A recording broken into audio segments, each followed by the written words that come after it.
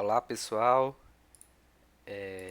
vamos lá então para a nossa aula de tórax 3, o qual vai tratar, nós veremos, né, como objetivos dessa aula, conhecer estruturas como a traqueia, os brônquios, os bronquíolos, os alvéolos, né, as estruturas relacionadas ao pulmão, próximo ali ao mediastino, bem como falarmos sobre a pleura e sobre as pleuras, né, e se discutir algumas alterações clínicas, né, que porventura podem acometer essas estruturas anatômicas.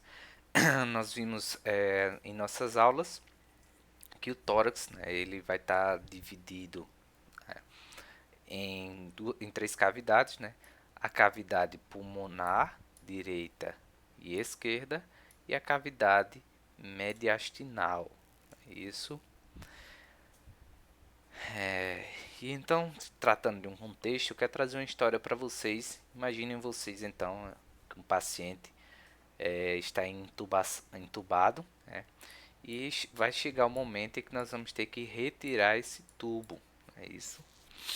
Na verdade, toda vez que nós entubamos um paciente, nós já queremos, né, nós devemos ter o pensamento de que temos que extubá-lo, né, fazer a decanulação, que é a retirada desse tubo, no mesmo dia que é posto. Né. Esse é um trabalho que a equipe ela deve ter em mente.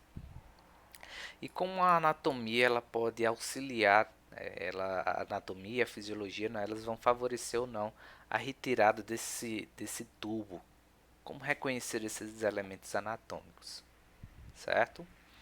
Então, para responder essa pergunta, vamos conhecer mais sobre as estruturas do tórax. Né? Esse tórax ele vai ter como no seu assoalho, né, o músculo diafragma, né, esse músculo que está incansavelmente trabalhando, né, 24 horas por dia, né, auxiliando, sendo o motor primário no nosso processo de ventilação e respiração. O músculo diafragma ele vai estar sendo associado também, né, ele vai ser o divisor das estruturas torácicas, né, para as estruturas abdominais. Então, o que está abaixo do diafragma pertence ao abdômen, então, e o que está acima do diafragma pertence ao tórax. Esse diafragma ele vai estar unido a essas estruturas, então ele vai estar movimentando essas estruturas junto com ele, certo? Então, estruturas como o fígado, os rins vão seguir essa movimentação do diafragma. Então, esse sobe e desce, né, do diafragma vai ser estimulado. Esse sobe e desce do diafragma vai seguir, né, os órgãos vão acabar seguindo, porque uma vez que esses órgãos eles estão ligados pelas diversas fáscias que os unem. Então, como é o diafragma, o músculo diafragma, que, que realmente é o divisor do, do, da região abdominal para a região torácica, nós devemos ter em mente que existem algumas estruturas e o diafragma ele realmente pega o rebordo inferior das costelas, né? Deixa eu redesenhar isso aqui. O diafragma realmente ele pega esse rebordo inferior, mas notem que não é que o fim do tórax, na verdade, ele não se dá com o fim das costelas, né, com as últimas costelas. O músculo diafragma ele envolve, né, estruturas abdominais que estão inferiores a ele, mas que ainda estão dentro do gradil costal. Então, por isso que, por vezes, né, em uma radiografia de tórax, eu ainda consigo ver aqui a cúpula diafragmática, é isso.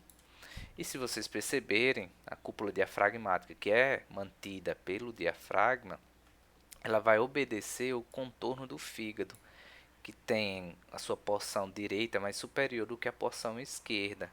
E olha, se você perceber em uma radiografia normal, a cúpula diafragmática direita ela está um pouco mais elevada do que a esquerda. Isso é natural, é comum.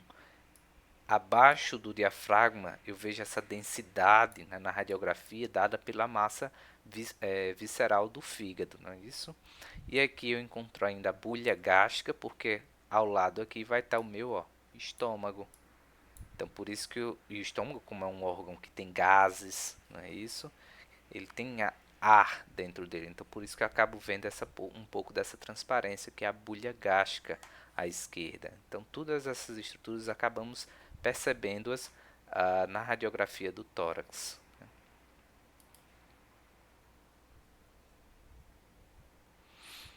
E aí conhecer essa cúpula diafragmática, né, a anatomia da cúpula diafragmática, ela vai ser importante para algumas patologias que nós veremos. A cúpula e essa regiãozinha que nós chamamos de seio costofrênico. Seio costofrênico.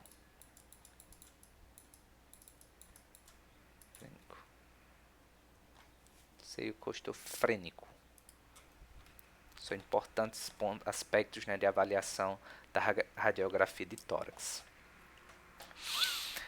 Mas, embora eu tenha falando ali, o gradil costal, né, ele envolve então estruturas abdominais, viscerais abdominais e viscerais torácicas, né, embora tenha os dois, a maior parte com toda certeza vai ser realmente de estruturas torácicas, né, preenchidas de estruturas viscerais torácicas que vão estar nas cavidades pulmonares e mediastinais, que tem sua principal função, né, a, a troca, né, de oxigênio, a troca de gases, né, o dióxido de carbono pelo oxigênio. E aí então nós vamos ter estruturas pulmonares, né, que vão ser de responsabilidade carrear, trocar o ar, e estruturas, né, responsáveis, estruturas cardiovasculares responsáveis pela mobilização, movimentação do sangue, ok? E o restante da cavidade torácica ela vai ser preenchido por estruturas que também fazem a condução desse ar, né, e a troca desse sangue. Falando dessas estruturas, nós temos aqui então um mediastino. O mediastino, que é aquela cavidade mais mediana, né, ela vai ser envolvida pelo pericárdio, que vai compreender ali, envolver o órgão supremo, na nossa bomba suprema do sistema cardiovascular, que é o coração. Mas não somente, nós vamos encontrar órgãos como o timo, um órgão linfóide importantíssimo, né, para o amadurecimento de algumas linhagens brancas. Nós vamos encontrar a traqueia de condução, o esôfago de condução alimentar também nessas estruturas, também nessa região mediastinal. Então nós temos coração, vascularização, órgãos linfóides, órgãos de condução aérea e de condução alimentar passando por essa estrutura, né? Então, coração, parte torácica dos grandes vasos, parte torácica da traqueia, do esôfago, o timo, né, e alguns linfonodos vão estar aí nessa região do mediastino. O mediastino ele vai ser delimitado inferiormente pelo músculo diafragma, como eu falei, todas as propriedades torácicas, né, elas inferiormente são delimitadas pelo diafragma, né? Anterior, posteriormente vai depender, né? Anteriormente o mediastino vai ser pelo externo e posteriormente ele se dará pelas vértebras torácicas. Superiormente, ele vai ser delimitado pela abertura superior do tórax, que é aquele ponto de convergência, né, das clavículas com o externo, aquela abertura superior do tórax.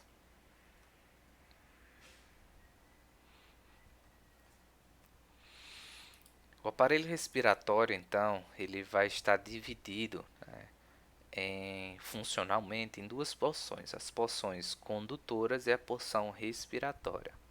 A porção condutora ela recebe esse nome porque a função dela vai ser a de conduzir o ar até as zonas respiratórias, que é onde haverá a troca de gases, né? Por isso que eu já discuti com vocês anteriormente a diferença entre ventilação e respiração. Não é isso? Ventilação é a parte mecânica, a movimentação dos gases. E respiração é a hematose, a porção química, onde há a troca dos gases. Não é isso? Então a parte condutora ela está bem relacionada a essa ventilação, essa movimentação dos gases. E a parte respiratória vai ser a de troca gasosa. E aí compreendem, deixa eu apagar aqui, compreendem, estruturas que compreendem essa porção condutora, nós podemos incluir aí a cavidade nasal, né, o nariz, a faringe, né, que aí compreende nasofaringe, orofaringe, laringofaringe, e aí já relaciona a laringe, né. Vem então a traqueia, os brônquios, né, primários, secundários, terciários e finalmente nós vamos chegar aos bronquíolos, ok? Aí percebam que eu tanto tenho bronquíolo condutor, como eu tenho bronquíolo também em respiratória, né, em áreas respiratórias. Por quê? Nós veremos mais à frente que existem os bronquíolos, né, isso que vão ser tanto respiratórios e alguns bronquíolos vão ser somente de parte condutora. Então, tanto tem um bronquíolos em um quanto o outro. O que vai diferenciá-los é a porção, a quantidade de cartilagem que vai ter nele ainda e se ele vai estar relacionando-se com o capilar sanguíneo, né, para que assim possa ocorrer essa troca. Mas a maior parte das trocas mesmo elas vão acontecer nos ductos alveolares e principalmente em volta dos sacos alveolares, né, e dos alvéolos propriamente ditos. Eles é que vão ser realmente os verdadeiros responsáveis por essas trocas. Continuando ainda estudando sobre essa parte condutora, né, nós vamos falar da árvore traqueobrônquica, né, que compreende a traqueia até os brônquios. Em aula anterior, quando nós falamos de pescoço, nós vimos o órgão da laringe, né? Vimos que ao se encerrar a cricoide, a partir dela nós temos a traqueia. Eu pensei que eu já tinha corrigido esse nome, tranqueia, e eu ainda me encontro aqui com ele. É traqueia, certo, pessoal? Deixa eu até corrigir logo de uma vez.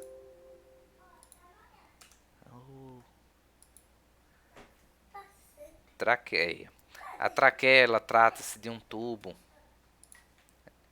fibrocartilaginoso. Nós temos semianéis cartilaginosos anteriormente e posteriormente nós temos uma parede muscular. Então, por que semianéis cartilaginosos? Porque eles são anéis incompletos, né? Só anteriormente que nós vamos encontrar essa porção. Aqui, ó, nós temos um corte transversal, como vocês veem aqui, um corte transversal. Vocês estão vendo aqui uma vista superior, né, desse corte. E aí você vê que aqui anteriormente eu tenho uma traqueia, porção cartilaginosa, e posteriormente nós encontramos uma parede muscular. A natureza em sua magnificência, ela foi muito sábia ao pensar nesse sistema, uma vez que, se fossem anéis completos, anéis de cartilagem completa, né, eles poderiam acabar obstruindo o esôfago que está posteriormente. E aí nós teríamos processos como a disfagia constante. O que é disfagia? Disfagia, certo? Disfagia. A escrita está horrível, mas vale aí, disfagia. Disfagia ela é uma sintomatologia clínica, né, com a dificuldade na deglutição, dificuldade em engolir o alimento. Então a disfagia ela seria muito mais presente, muito mais constante se fosse se a traqueia fosse toda um anel cartilaginoso, né? Ela iria comprimir o esôfago. Então a natureza dela foi sábia, ela fez anteriormente anéis cartilaginosos, né? E posteriormente ela colocou uma parede muscular, o músculo traqueal. Professor, e qual a necessidade então desses anéis cartilaginosos? Por que não foi só parede muscular? Mais uma vez, em sua sabedoria, a natureza percebeu que havia uma necessidade, né, de haver essa permeabilidade dessa via aérea, ela está constantemente aberta, pois o que seria necessário para passar aqui é ar. Se fosse uma parede muscular, talvez fosse necessária uma força muito maior para puxar esse ar para dentro do parênquima pulmonar, uma vez que ele teria que romper talvez uma força de colabamento desse músculo, né? Então seria necessário uma grande quantidade de força para trazer esse ar. Então, deixando a via aberta, fica mais fácil essa movimentação dos gases. A árvore, a traqueia, então, ela começou ali ao final da cartilagem cricoide, não é isso? Quando a cartilagem cricoide se encerrou, então deu início à traqueia, e ela vai se encerrar em sua bifurcação traqueal, né, conhecida pelo epônimo de bifurcação carina. Cada vez mais nós devemos largar esses epônimos, então bifurcação traqueal, né, ou conhecido como bifurcação carina. Aqui vocês têm uma visão anterior e aqui uma visão posterior da bifurcação carina, ok? Ou bifurcação traqueal. Eu queria parar um pouquinho também para falar. Não, deixa eu. Lá na frente, qualquer coisa eu retorno aqui. Continuando, né? Então aqui é uma imagem que vocês podem visualizar aquele semianel cartilaginoso e posteriormente o nosso músculo traqueal, né? Esse que é um músculo transversal que tem orientações de fibras transversais, né? Posteriormente. A traqueia ela vai se bifurcar, né, ali numa região que nós chamamos ângulo external, né, ou ângulo de Lewis, conhecido pelo epônimo de ângulo de Lewis, deve ser conhecido pelo ângulo external, logo após, né, logo abaixo, sobreposto pelo osso, pela porção óssea do osso externo, o manúbrio, né? Então aquela porção do manúbrio ela vai abrigar a bifurcação. Então imaginamos que a traqueia ela vem aqui, ela se bifurca logo posterior ao ângulo de Lewis, é isso, por trás do manúbrio. Ela fica na altura, né, da C6, ok?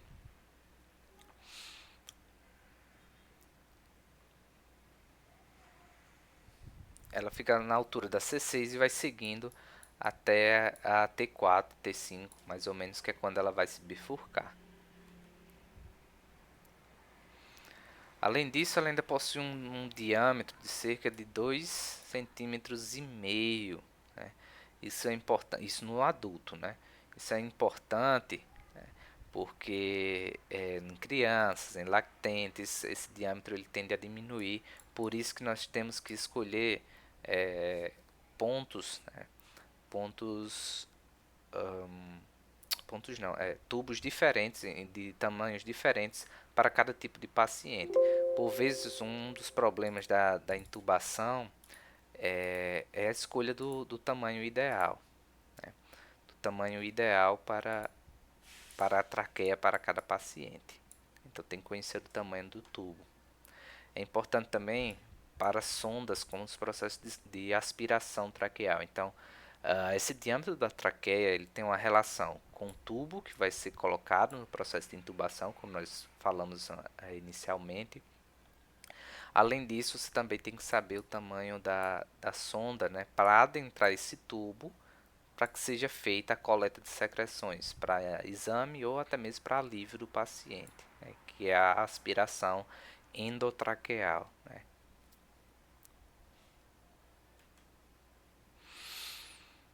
A traqueia ainda ela vai ser revestida, uma traqueia saudável, ela vai ser revestida por um epitélio, né, cilíndrico, ciliar, né, que vai possuir esses cílios que estão em trabalho e atividade constante na movimentação de uma substância que é produzida, que é o muco, que é intensamente produzido, é intensamente drenado, tanto exteriormente para a cavidade, para a laringe, através desse movimento ciliar, como também pelos próprios vasos linfáticos que estão ligados ao pulmão. Então esse muco ele vai ser drenado para os vasos linfáticos, sendo arremessados, jogados para a laringe através desse movimento ciliar.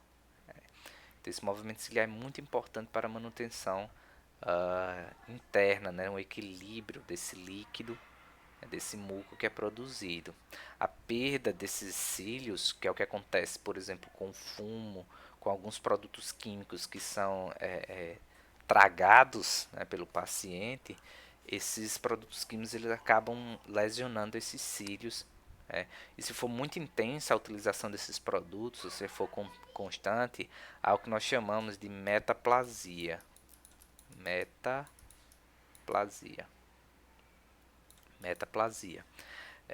Que é a substituição do tecido. Esse tecido que é cúbico, esse tecido que é cilíndrico, ciliar, ele se transforma num cúbico pavimentoso. Que, se vocês lembrarem, o tecido, né, semelhante ao da pele, um tecido de revestimento, porque ele visa proteção, né? A pele ela visa proteção. Então, como as lesões elas são consecutivas, há uma mudança desse tecido por vezes, né? Há uma mudança chamada de metaplasia que leva a essa substituição do tecido. Por isso que os fumantes ele tem aquela tosse seca, é porque o muco ele não é mobilizado. Ele é drenado pelos vasos linfáticos, mas ele não é mobilizado pelos cílios. Então fica aquela tosse seca, a secreção ela fica muito estática, muito parada. Por isso, e se vocês lembrarem, secreção ela é mucopolissacarídeo, né? Então é fonte de açúcar, ela é fonte de nutrientes. Então facilita pneumonias, infecções respiratórias. Por isso que o fumante ele acaba tendo muitos problemas respiratórios, né? Além disso, essa metaplasia ela ainda pode causar, né, ela pode evoluir para uma displasia, que é quando nós já temos aí os processos de carcinogênese. Né? Então, de uma metaplasia ele pode caminhar para uma displasia, ou na tentativa de uma metaplasia ele já pode ir direto para uma displasia. E da displasia é um passo, né, para a evolução, de evolução para uma neoplasia, e aí você vai ter um câncer instalado. Então por isso que o fumo ele acaba de certa maneira aumentando as probabilidades de haver uma carcinogênese pulmonar.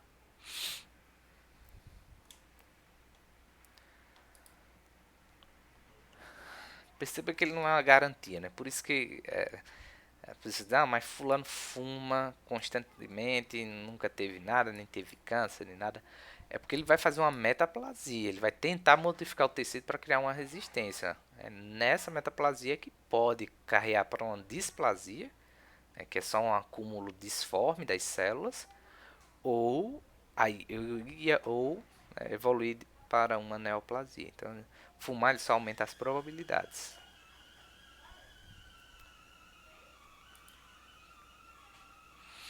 E outra coisa, eu prometo que é a última. E isso não é só para o fumante ativo. O passivo está sujeito também a essas lesões, esses processos. Né?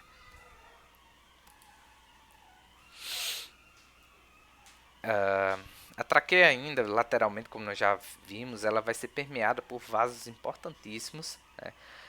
Que nós já estudamos na vascularização do pescoço, e também nós acabamos retomando na vascularização de tórax. É isso.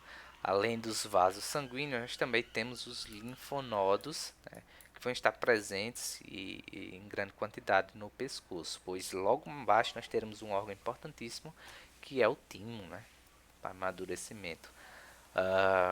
Um dos processos que podem ocorrer na traqueia é o processo de traqueostomia, em que eu tenho a colocação dessa prótese artificial de ventilação, que é a cânula de traqueostomia, né? Ou conhecido também como traqueóstomo. Existem dois tipos: o traqueóstomo de plástico, que esse nós vamos estar fazendo uso no intra-hospitalar, e existe o traqueóstomo de metal. Esse aqui, ele já deve ser parte do desmame, e quando você por vezes tem que mandar o paciente para casa. O ideal, né, no mundo ideal, seria que a utilização desse equipamento ele fosse feita também no intra-hospitalar, como parte do processo de desmame, e quando o paciente fosse para a casa, ele já fosse sem esse traqueóstomo de metal. Por vezes, pela demanda hospitalar que nós temos, pelo fluxo intenso de pacientes, nós colocamos o traqueóstomo de metal e acabamos já mandando o paciente para casa, até para evitar, né, outras infecções nosocomiais, né, infecções intra-hospitalares. Quando colocar o traqueóstomo, o consenso brasileiro de terapia intensiva, ele relata que se o paciente ele vai ficar por mais de 4 dias de internação hospitalar, já se pense no processo que nós chamamos de traqueostomia precoce, né? Visto que o tubo está muito relacionado a lesões nas pregas vocais, a lesão na laringe. Então, passar muito tempo com o tubo orotraqueal, que é aquele que eu mostrei anteriormente para vocês, né, passar muito tempo com o tubo orotraqueal, ele denota, né, uma chance maior de lesões da laringe. Então, por isso que se prega a utilização da traqueostomia precoce, né, traqueostomia precoce.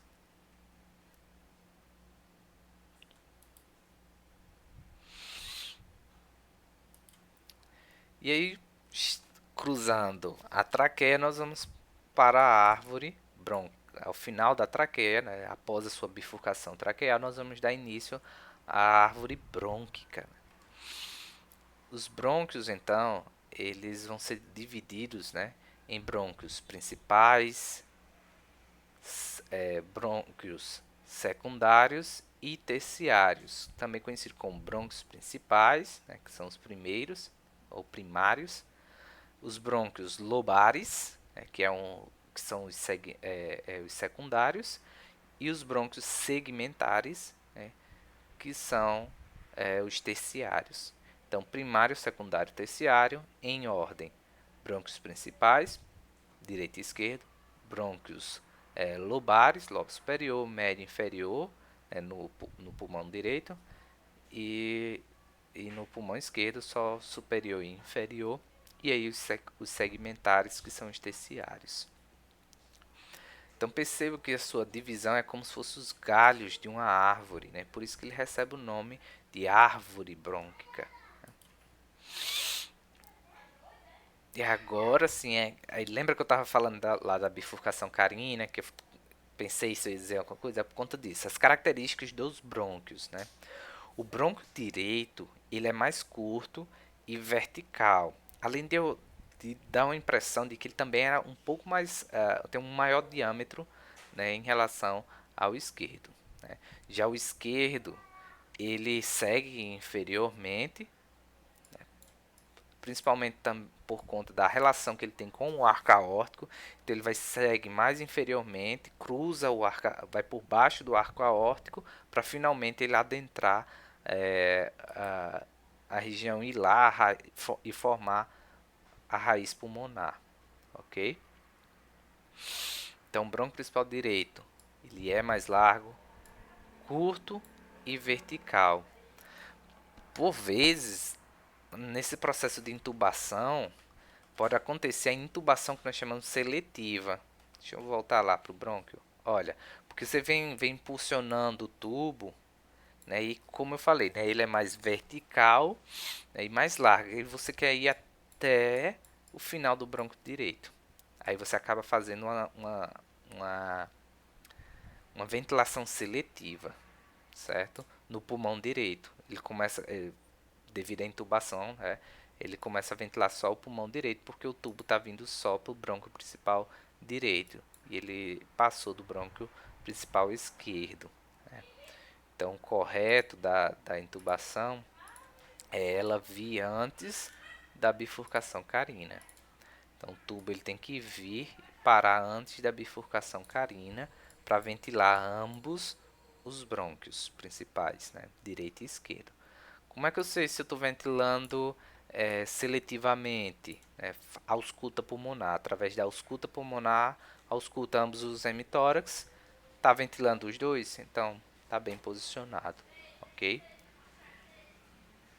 Então foi por isso que eu parei aqui naquele momento, para mostrar para vocês, ó. Aqui é uma visão posterior, certo? Então vocês conseguem ver o quão mais largo é o brônquio principal direito em relação ao principal esquerdo. Aqui é o direito e aqui é o esquerdo, pois essa é uma visão posterior, ok? Aqui numa visão anterior, ó, vocês veem.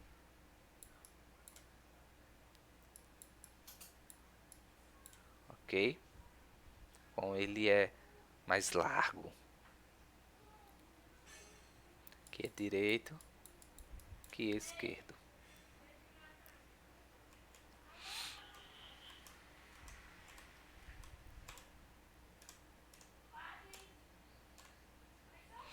Então aqui é só enfatizando, né, isso, aquela questão, né, de que ele vai passar abaixo do arco aórtico. Deixa eu escolher uma outra cor, deixa eu colocar uma outra cor.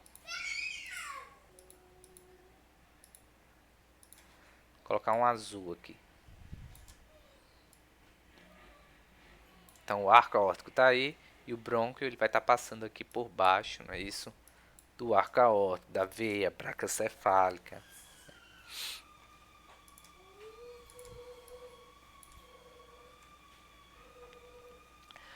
Então vamos lá.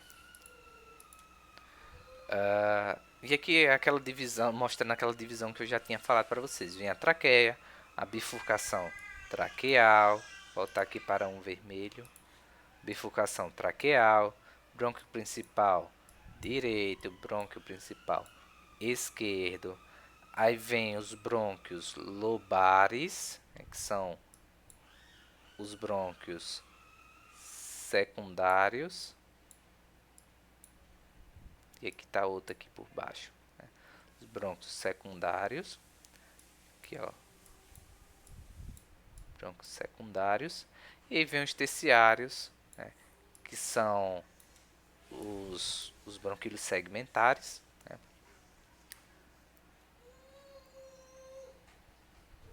E aí finalmente chega nos bronquíolos, ok? Brônquios primários, secundários, terciários, em ordem primário, secundário, terciário, e aí os outros nomes é o brônquio principal direito, principal esquerdo, brônquios lobares e brônquios segmentares.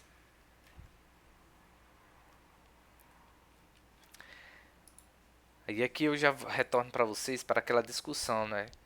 Que os bronquíolos, eles tanto estão na parte de condução como na parte de respiração, né? Então, os bronquíolos condutores, eles, eles, eles não fazem a troca gasosa ainda, né?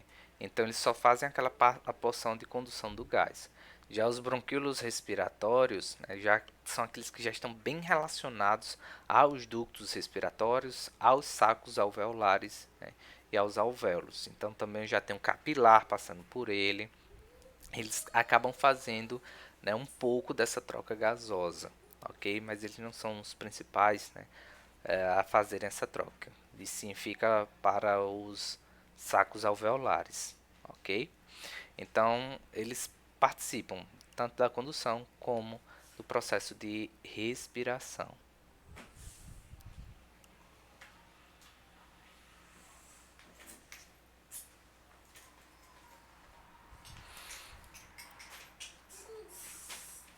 Deixa eu dar uma pequena pausa aqui.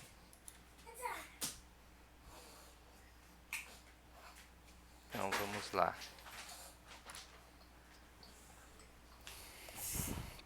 Vamos retomar aqui.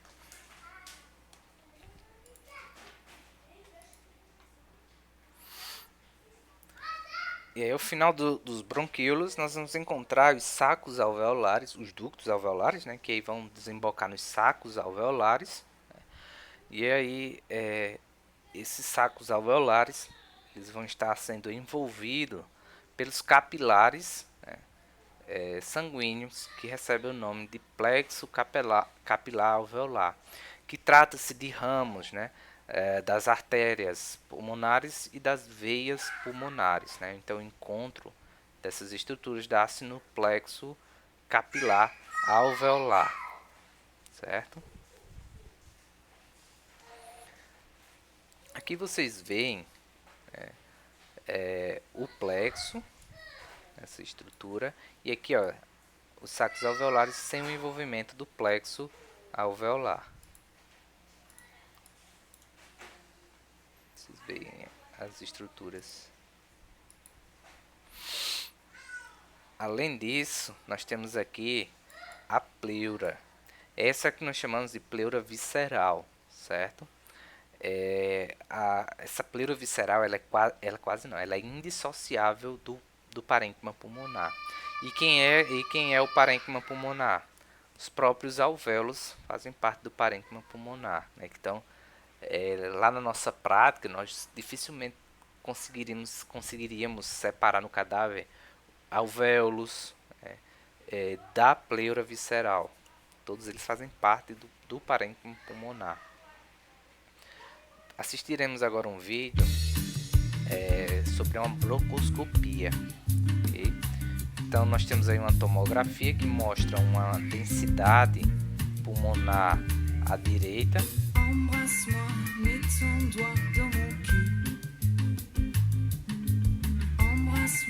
Então, vamos lá para a nossa parte mais crucial, que é a travessia da laringe. Chegamos aí ao pulmão, ao bronco principal direito. Então na broncoscopia nós queremos, né, procurar aí, coloca aqui a setinha, nós estamos procurando alterações. Se identificarmos alteração, né, que é o que? Um tecido com ferimento, com sangramento, ou esbranquiçado, uma massa esbranquiçada, ele nos chama algo que nos chama a atenção na anatomia. Aí você vai lá e faz uma coleta, que aí é a biópsia, uma punção, né, para posteriormente ser levada a biópsia, que é isso aí, ó. Tá fazendo a punção e aspiração desse tecido, dessa massa, para fazer a biópsia.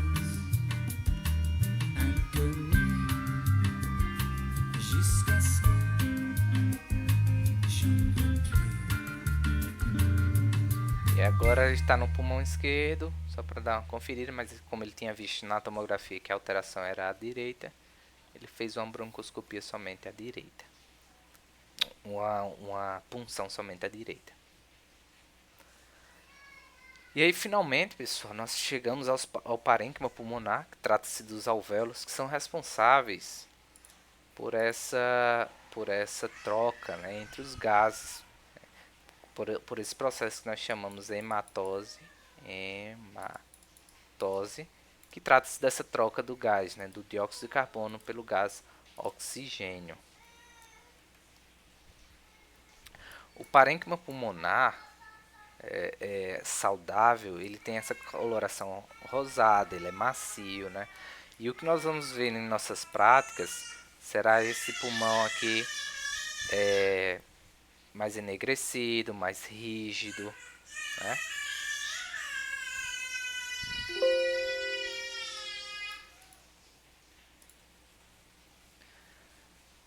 Voltando aqui. E lá no cadáver, nós iremos nos deparar com essa peça mais enegrecida, rígida.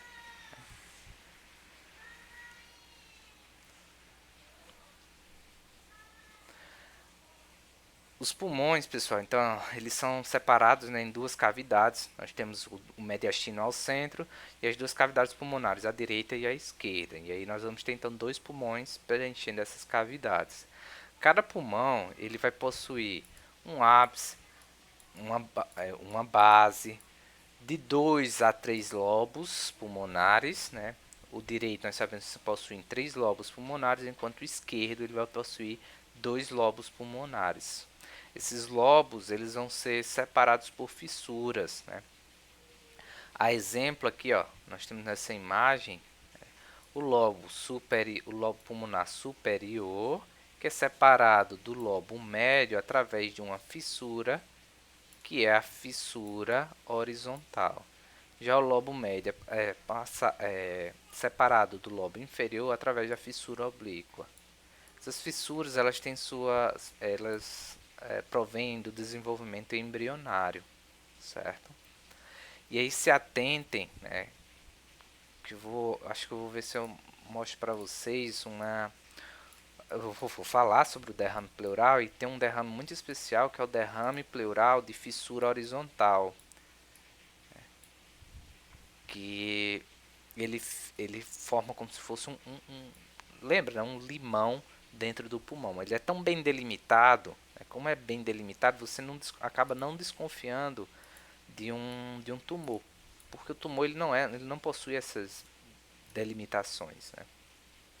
Então trata-se de um derrame de fissura horizontal, bem delimitado.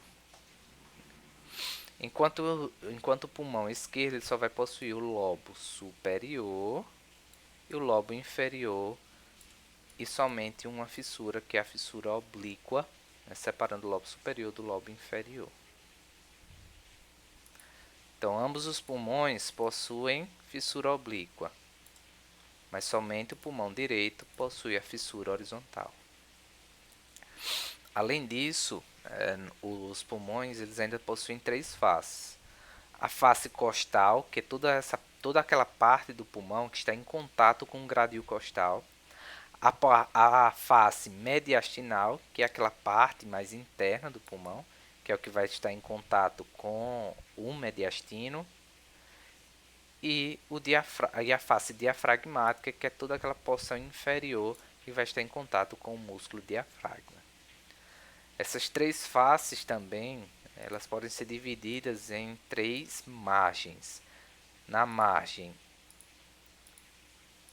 anterior, que é toda essa porção anterior, né? A margem posterior, que é que vai ter em contato com a parte posterior do tórax, e, e a porção inferior, que é que vai ter em contato com o diafragma, ok? Anterior, posterior e inferior, e as faces costal, mediastinal e diafragmática.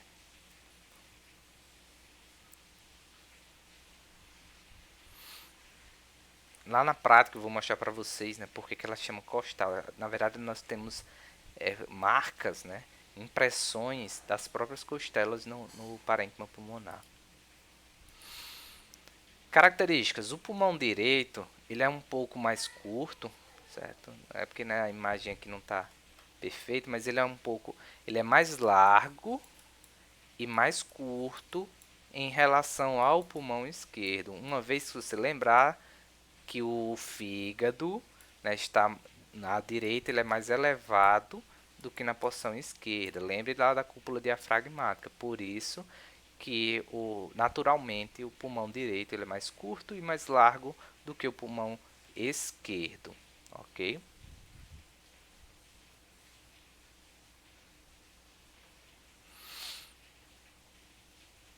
Aqui no pulmão direito, né, na face mediastinal, nós vamos encontrar a região hilar ou hilo pulmonar, que é o local, pessoal.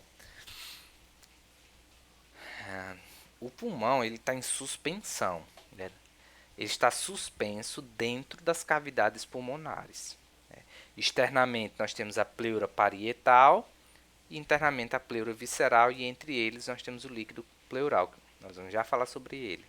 Então ele está suspenso e erguido somente pela região mediastinal através dessa região aqui, que é o hilo pulmonar, certo?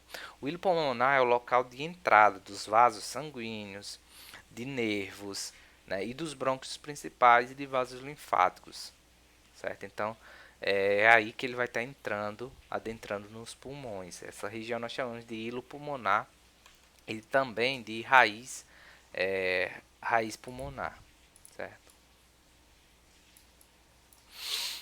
O pulmão ele vai ter algumas fissuras, algumas marcas, né? Algumas impressões que são nada mais do que marcas, né, compressivas das estruturas adjacentes. Aí nós temos algumas impressões bem marcantes, né, como a impressão esofágica, a impressão para a veia braquiocefálica, a impressão da veia cava superior, a impressão da veia ásigo, né, que é toda essa estrutura aqui, ela vai estar passando por aí. Né? Aí veia asgo, lembra lá de tórax 2, né, da parte da vascularização do tórax. Okay? São impressões importantes, além da impressão cardíaca e a impressão, né, do diafragma, a impressão diafragmática, que é a do músculo diafragmática. E ainda dá para vocês verem aqui, mas eu vou mostrar isso lá na prática, essas pequenas impressões aqui, ó, se vocês verem, são depressões por conta das costelas. Ele vai seguindo todas essas impressões costais, né, que são das costelas. Já o pulmão esquerdo, né, ele vai ter só dois lobos, é isso. Mas ele tem uma coisinha bem característica dele, que é um processo que acabou se desenvolvendo para envolver mais o coração, que nós chamamos de processo linguiforme ou língula do pulmão esquerdo. Tá aqui a língula. Nós sabemos que o coração ele tem o seu ápice voltado para o hemitórax esquerdo, né? Então, o ápice do coração ele é voltado para o lado esquerdo do tórax. Né? Não quer dizer que o coração está do lado esquerdo. Né? Ele está no mediastino, ele está na linha mediana, mas ele tem o seu ápice voltado para o lado esquerdo. Então, ele acaba causando uma certa compressão no pulmão esquerdo. E acaba dominando uma parte desse pulmão, né? E aí essa estrutura linguiforme que envolve esse ápice cardíaco, ele vai receber esse nome de língula, certo? Esse processo que envolve a área cardíaca. Além disso, ele vai ter a impressão cardíaca. Como é do lado esquerdo, o arco aórtico ele caminha para o lado esquerdo, então nós vamos ter a impressão, né, do arco aórtico e a própria aorta descendente dando seguimento. Além disso, também vamos ter impressões como da veia da artéria subclávia e a impressão diafragmática inferiormente. Que assim como o outro pulmão, ele também vai possuir um hilo pulmonar, que é o local de entrada de vasos, nervos, vasos linfáticos, vasos sanguíneos, nervos, vão estar passando aí por essas estruturas. Então aqui vocês veem, né, o mediastino com o coração, né, emitindo suas artérias pulmonares e veias pulmonares. Né. E aí essa local de entrada, né, nós chamamos de hilo pulmonar, né, ou raiz do pulmão. Essa região aí de entrada é a raiz do pulmão. Lembre-se, os pulmões eles estão sustentados e suspendidos a partir desse ponto. É esse ponto também que dá origem às pleuras. Né? A pleura parietal ela vai estar relacionada com a fáscia torácica, endotorácica, né? Que é a fáscia mais interna do tórax. Já a pleura visceral ela faz parte do próprio parênquima pulmonar e ela vai ter a sua origem aí na raiz do pulmão. E aí vamos falar sobre essas pleuras, né?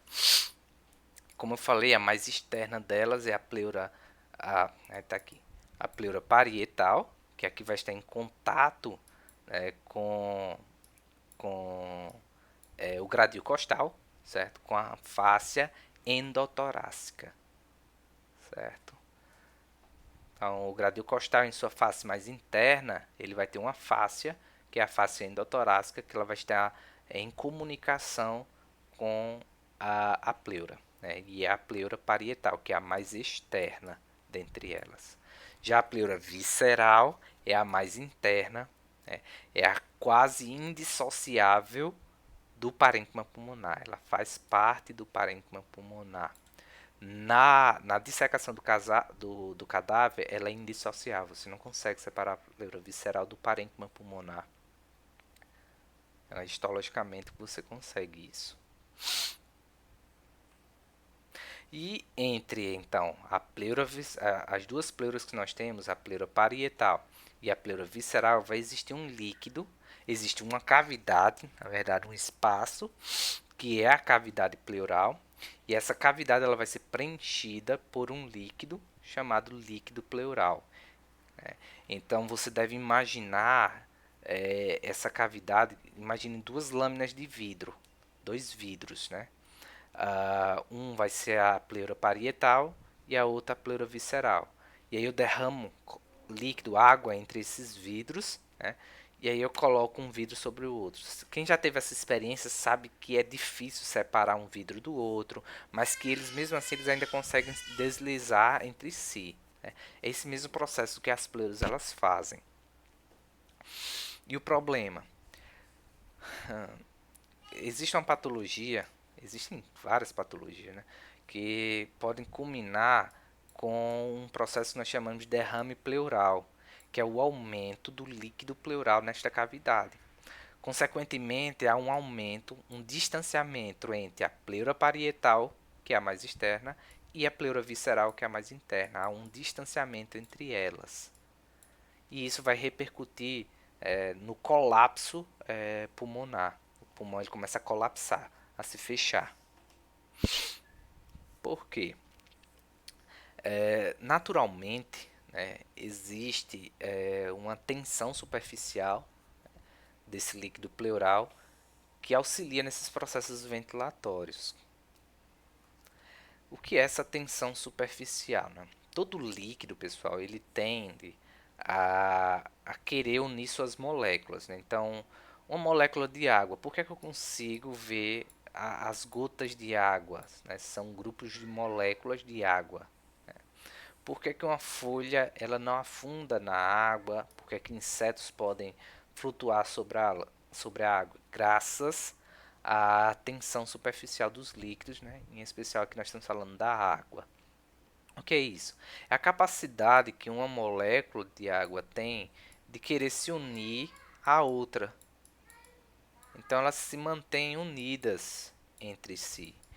Então algo para penetrar essas moléculas, esse algo, esse produto, ele tem que fazer o que? Ele tem que romper essas ligações. Ele tem que romper essa tensão entre as moléculas. Com isso, ele consegue afundar, ele consegue romper essa tensão, certo?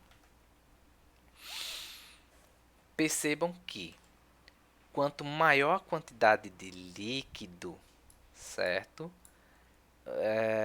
Menor vai ser essa tensão entre todas as moléculas, porque as moléculas elas só têm capacidade de manter essa união entre proximidade, não é isso?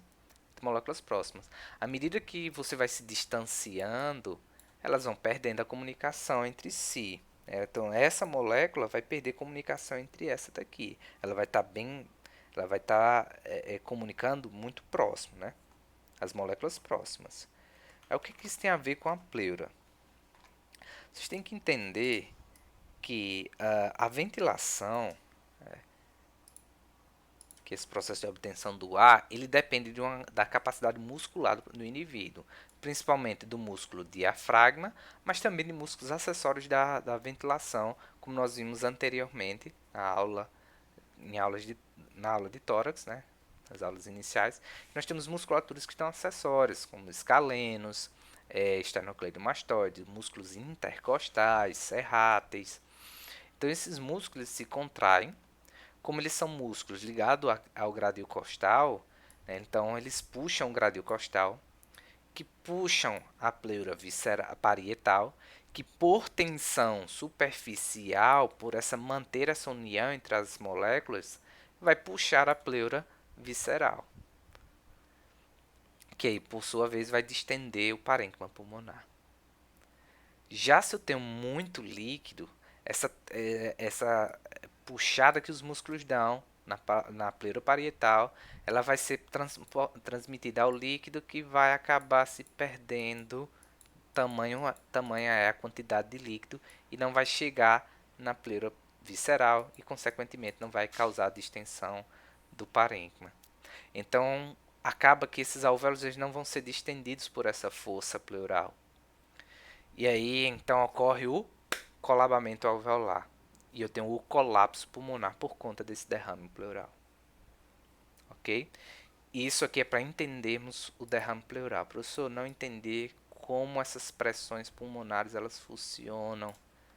E aí nós vamos conversar um pouco agora sobre pressões pulmonares.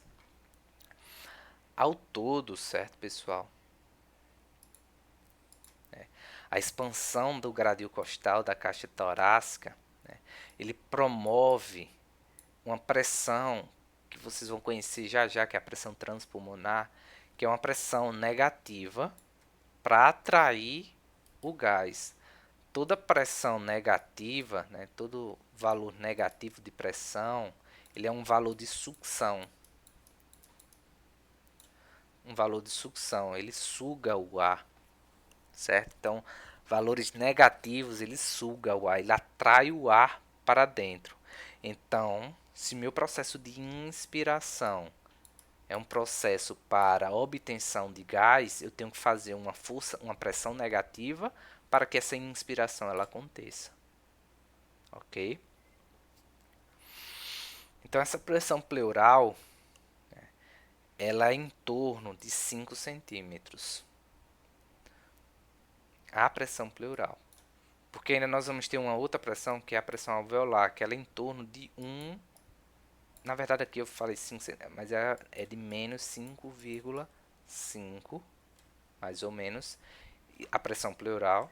E a pressão alveolar, ela é em torno de menos 1,5. Se você somar, aí vai dar mais ou menos esse 7, que é a união de todas essas forças, que é uma pressão que nós chamamos de transpulmonar. Certo?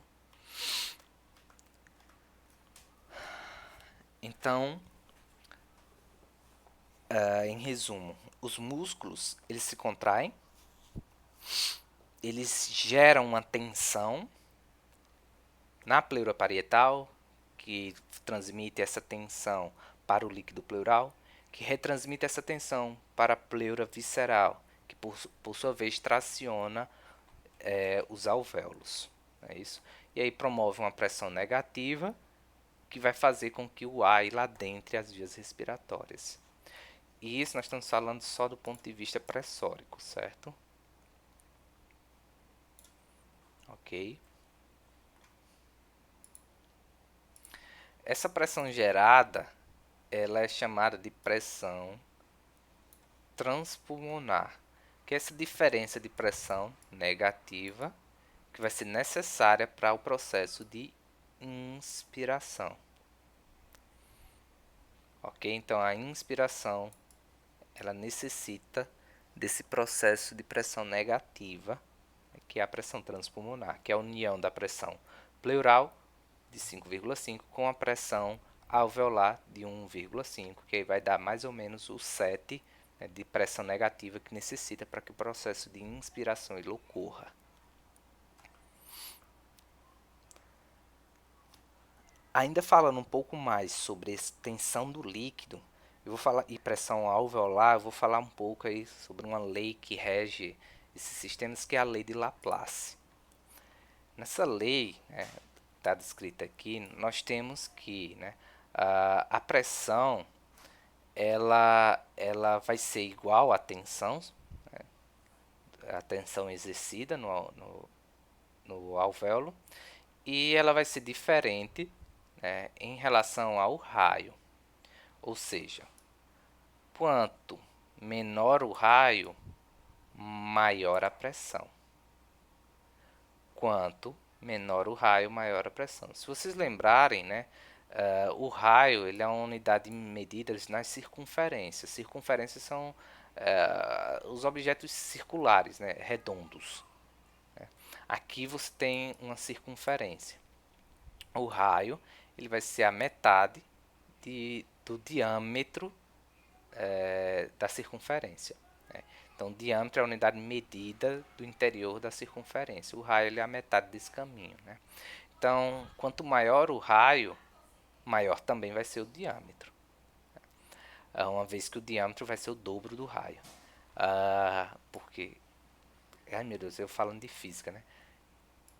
Se você tem um raio, ele vai do centro até a extremidade, então um diâmetro, que vai ser o dobro do raio, vai ter do centro, né, um raio para cá, outro para cá, e aí você tem todo o diâmetro. Então é isso aí que é o diâmetro. Tudo isso para falar que aqui, ai, ai, ai, aqui eu tenho um raio maior do que eu tenho nesse aqui. Lógico, é perceptível que essa circunferência ela é menor do que essa outra circunferência aqui. Aqui está bem maior em relação aqui. Então, quanto maior o raio, maior a pressão. Não é isso? Ou quanto maior o raio, menor é a pressão. Aí então você pensa assim: bem, quanto maior o raio, quanto maior o raio, menor a pressão. Se eu tenho uma pressão menor aqui, uma pressão que já está tendendo a ser negativa, então esse alvéolo aqui, a tendência dele é perder ar para lá, porque o professor tinha dito que onde a pressão é negativa, o ar ele tende a ir se dirigir para essa região. Se fosse só seguirmos a lei, seria isso mesmo que aconteceria e o fim desse alvéolo seria o colabamento, o fechamento dele. Mas, graças à tensão alveolar, a tensão dos líquidos, e sim, ainda tem outra coisa, a tensão do líquido. Lembra que o parênquima pulmonar está produzindo muco, líquido, né? Então eu tenho um líquido em toda essa estrutura preenchida por líquido. E o que é que essa molécula de líquido ela quer fazer? Ela quer se unir com a molécula de líquido que está ali, né? Pelo poder de tensão superficial dos líquidos. Então elas querem se unir, ou seja, elas querem fechar também esse alvéolo. Eu tenho problemas de pressão e ainda tenho problemas com essa tensão dos líquidos, né? E aí é que entra uma substância que é produzida ali por volta, né, da 24ª semana de gestação, que é o líquido, né? Essa substância é proteica, enzimática, que é o surfactante. O que é que o surfactante faz? Ele quebra essa tensão superficial. Esse poder que as moléculas têm de querer se unir, ele vai quebrando.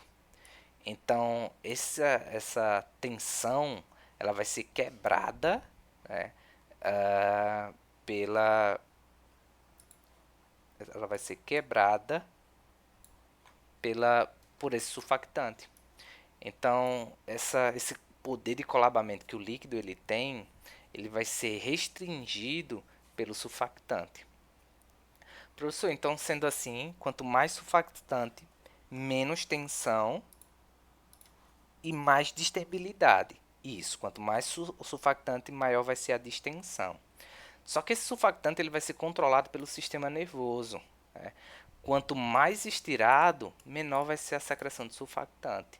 Quanto mais contraído, maior vai ser a liberação de surfactante. Então, quanto mais contração do alvéolo, colabamento, maior vai ser a quantidade de secreção do surfactante e aí eu vou distendê-lo. Então, o sistema nervoso vai estar controlando isso. Por isso que os alvéolos eles não entram em colabamento por conta das pressões, né? Então a tendência seria esse aqui perder para esse aqui, pronto, esse colabar e esse aqui reinar absoluto. Isso não acontece por conta do surfactante. O surfactante ele não deixa isso ocorrer. Mas se o bebê, né, se o recém-nascido ele é prematuro, ele vai ter um déficit na produção desse surfactante. Ele talvez nem seja produzido e por isso que alguns alvéolos eles acabam entrando em colapso e colabando, dando origem a um processo chamado atelectasia,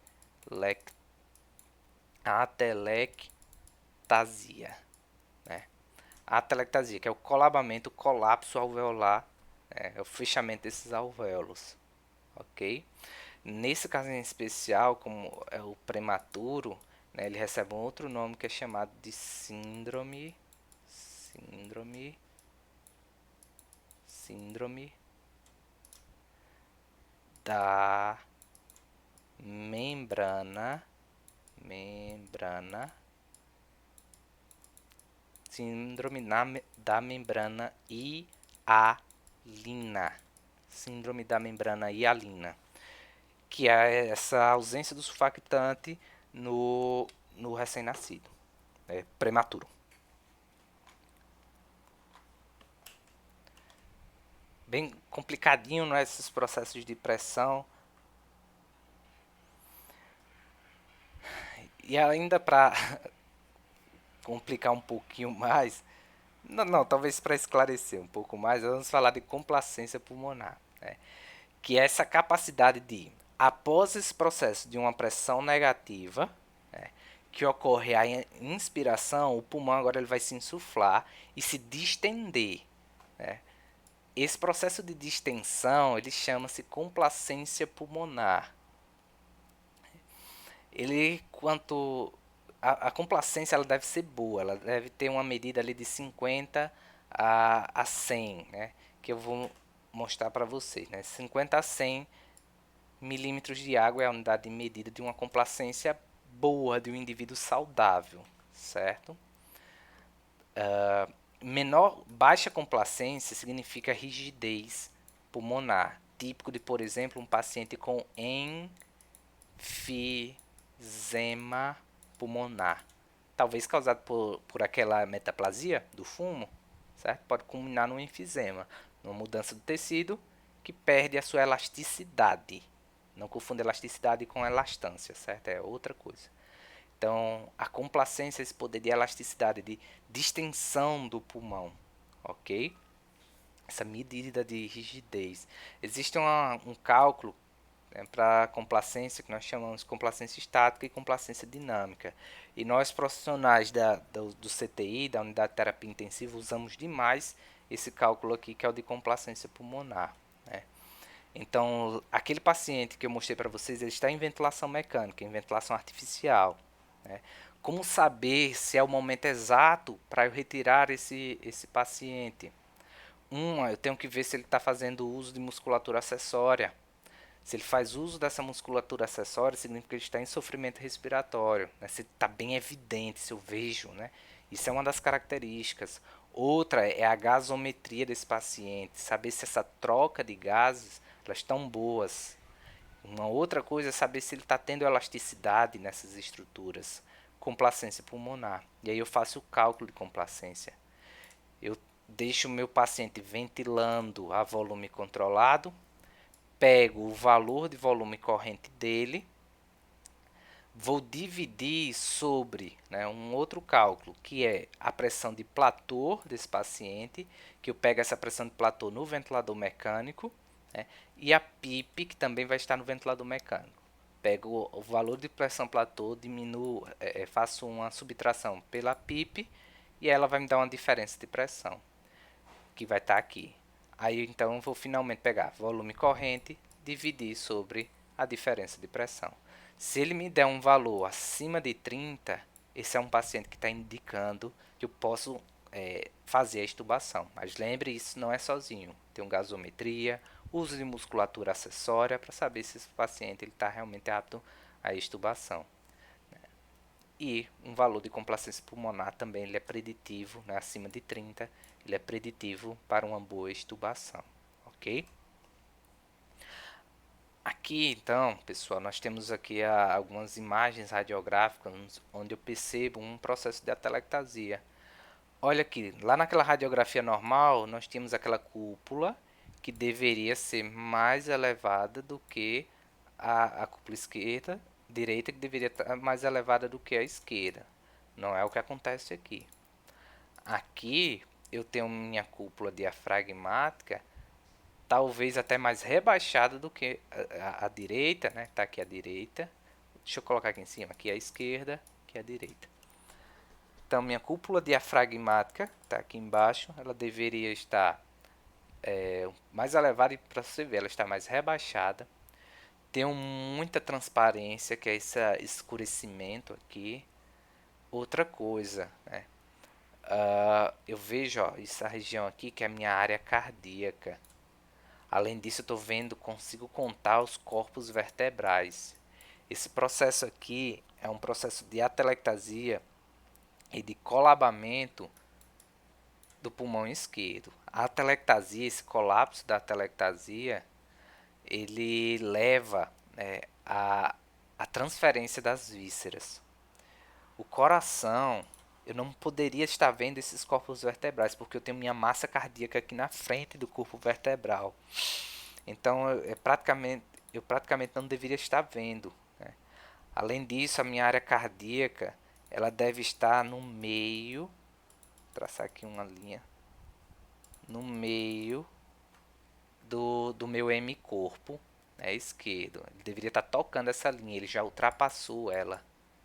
Significa que essa área cardíaca ela foi deslocada. Isso é característico da telectasia. Ela colaba os alvéolos, ela fecha os alvéolos e ela sai puxando as estruturas para o lado afetado. Eu estou vendo esse corpo vertebral porque o coração ele foi deslocado para a esquerda. Eu estou vendo esse ápice cardíaco ultrapassando a linha médio-clavicular, que é essa linha que eu fiz aqui para vocês, porque a telectasia está puxando essas estruturas. Eu estou vendo muita transparência e rebaixamento do diafragma, porque eu estou tendo hiperinsuflação do pulmão direito, tentando compensar o colabamento alveolar à esquerda. Beleza? Esse é um processo de atelectasia que nós podemos ver na prática. Mais uma vez, aquela minha cúpula diafragmática, ó, ela sumiu aqui, gente. Ó. A área cardíaca, pelo menos, ainda está mantida. Eu não consigo ver os corpos vertebrais, então minha área cardíaca ela está mantida. Se eu traçar minha linha médio clavicular, certo? Então, ficou um pouco torta. O coração ele não passou tanto, isso aqui é permitido. Eu estou vendo o rebaixamento da minha cúpula diafragmática e olha, estou vendo muita densidade. Não estou vendo bolha gástrica que eu mostrei para vocês. Isso aqui é uma característica, né, de um derrame pleural. Estou tendo líquido, apagamento do seio costofrênico, né, que é aquele seio que une a cúpula ao gradil costal que eu mostrei para vocês lá no início. Então houve o apagamento do seio costofrênico por conta da derrame pleural. O líquido ele tende a fazer isso mesmo. Deixa eu fazer outra coloração, vou fazer aqui em verde. Ó. O líquido ele tende a descer das extremidades e vir derramando para essa região, apagando, como se fosse aqui, ó, por exemplo. Ele via nesse sentido, ele iria apagar isso aqui tudo, igual ele pagou aqui, ó. Certo? Essa é uma característica de um derrame pleural. Com derrame, o passo posterior vai ser o colabamento, né? Colabamento alveolar. E isso aqui que vocês veem aqui é o tubo que vocês vão até ver esse processo com o professor Valdemir, que é o tubo para drenagem de tórax.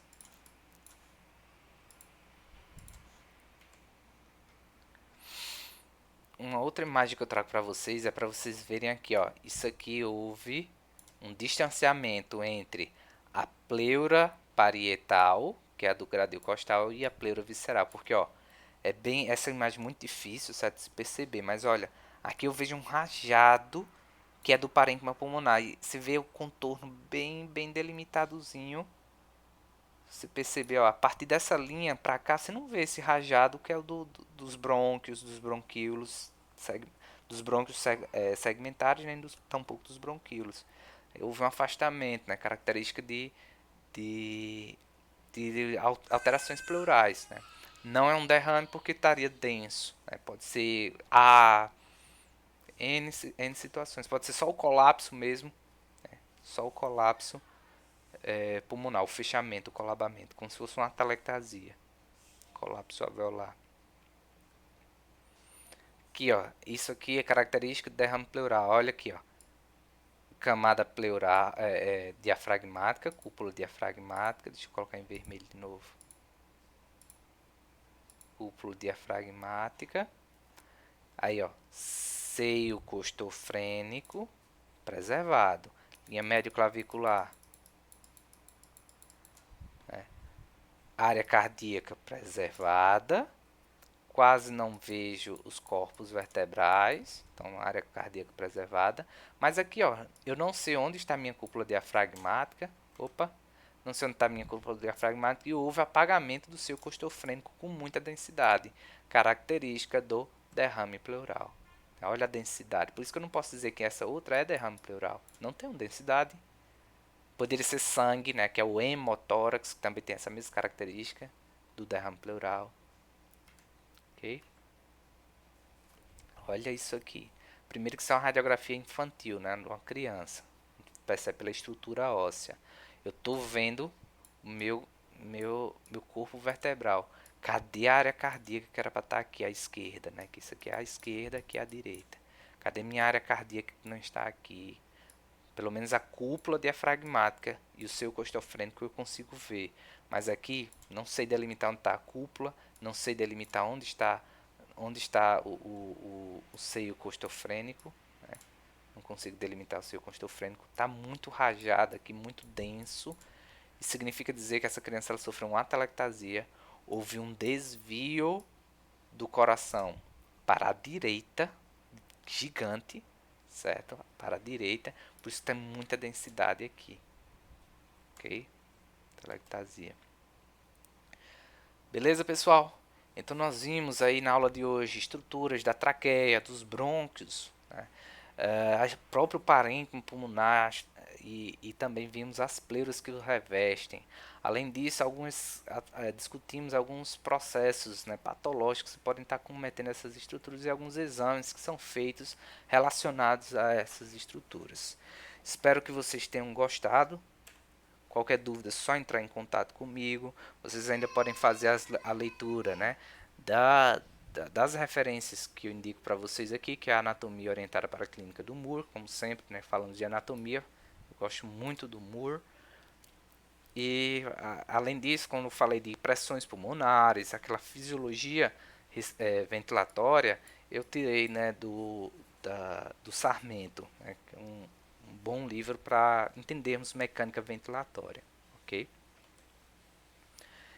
E fica uma frase para nós pensarmos, né? A sensação de uma tarefa cumprida, ela alivia a mente e renova para novas ideias. Então, pessoal, estudem, deixem seus estudos em dias, né, para que vocês estejam aí aliviados e só tendo novas ideias, né, do que fazer.